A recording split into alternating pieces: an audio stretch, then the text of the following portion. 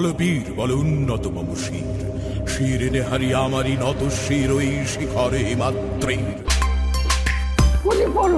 আমার কিচ্ছু হবে না। দেশটার ফিরে আনতে হবে বাবা। এই গরিবের বাচ্চাদের আপনার কিসের শিক্ষা দিতে আছেন?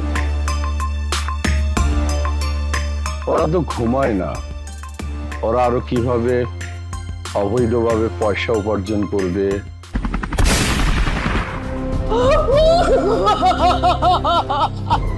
সরকার কিন্তু সারা বাংলাদেশের ইন্টারনেট বন্ধ করে দিয়ে এখন অস্বীকার করছে। তোমার মশাল আমি নিয়ে যাব ছাত্রদের কাছে।